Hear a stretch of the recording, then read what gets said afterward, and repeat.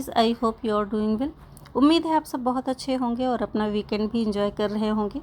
सर्दियों के मौसम के साथ साथ आप अपनी पसंद के खाने भी बना रहे होंगे। खैर, हम सब का भी नाश्ता हो गया था। बेटी की फरमाइश थी कि आज उसे स्टीम्ड मोमोज़ खाने हैं, तो मैंने क्योंकि चिकन रेडी फ्रिज में रखा हुआ था तो मैंने उसके लिए रेडी कर दिया था। लेकिन बेटा जो है उसे अपनी ही बेकरी के पाव इतने ज़्यादा पसंद हैं कि अगर मैं उसे मना ना करूं तो वो दोनों टाइम सिर्फ अपनी बेकरी से पाव लाएगा और उसे ही चाय से खा लेता है। लेकिन मैं उसे हफ्ते में सिर्फ एक बार अलाउ करती हूँ। मैं उसे ज़्यादा खाने नहीं देती क्योंकि उसमें ईस्ट होता है और मुझे लगता है कि शायद वो नुकसान करेगा। खैर, जब सबका नाश्ता हो जाए तो उसके बाद लेडीज़ की तो ये ड्यूटी होती है किचन की सफाई। किचन साफ़ करना होता है, घर साफ़ करना होता है। तो आज मैं वही अपने रूटीन के काम कर रही थी। मैंने किचन साफ़ कर लिया। उसके बाद फिर मैं अपने कमरे में आ गई थी।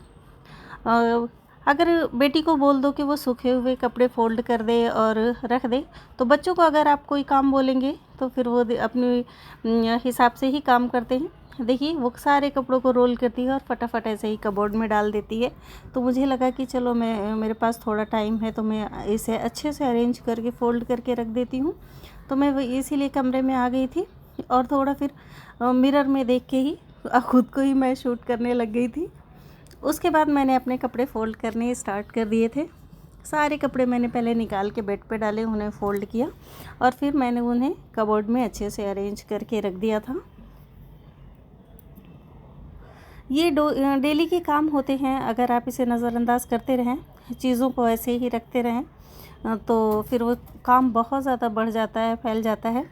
लेकिन कभी कभी नज़रअंदाज कर देना भी चलता है। इंसान हर वक्त रूटीन में सेम चीज़ें वैसे ही नहीं कर सकता है, कभी छोड़ देता है और कभी फिर उन्हीं चीज़ों में लग के उन्हें पूरा भी कर लेता है।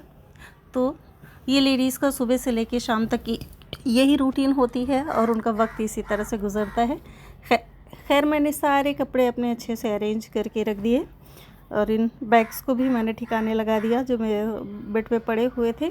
उसके बाद मैंने किचन की भी थोड़ी सफाई की थी क्योंकि अभी रमज़ान आने वाले हैं। तो अगर थोड़ी थोड़ी सफाई करते रहेंगे तो काम थोड़ा आसान हो जाएगा। और सबसे ज़्यादा किचन में ही थोड़ा ऑयली सा, ग्रीसी सा हो जाता है तो वो गंदा लगने लग जाता है, तो उसकी बार बार सफाई करनी पड़ती है। लेकिन अगर आप क्लीनर अच्छा यूज़ करें, तो जो मैं क्लीनर यूज़ कर रही हूँ इसमें बहुत ज़्यादा फॉर्म तो नहीं आता है, लेकिन स्पॉन्ज की हेल्प से अब वो फटाफट क्लीन हो जाता है और फिर बिल्कुल साफ़ और सॉफ्ट कॉटन के कपड़े से आप उसे पोंछ देते हैं तो फिर देखिए इस तरह से बहुत अच्छे से वो चमकने भी लग जाता है। बहुत ज़्यादा अगर जल्दी जल्दी सफाई करते रहते हैं तो बहुत ज़्यादा मेहनत भी नहीं पड़ती है।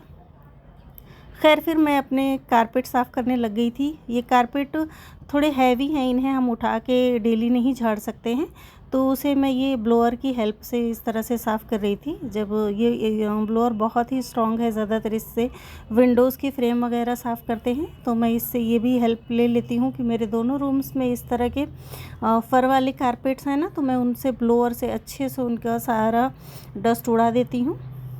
तो इस तरह से मेरी कारपेट साफ़ हो जाती है। कारपेट साफ़ करने के बाद फिर मैंने अपने फ्लोर की भी सफाई कर ली थी। ये डेली रूटीन के काम जो आप सब भी करती होंगी और रिलेट करती होंगी कि हमारा पूरा दिन इन्हीं सारे कामों में गुज़रता है। खैर, बीच बीच में मैं ब्रेक भी ले रही थी,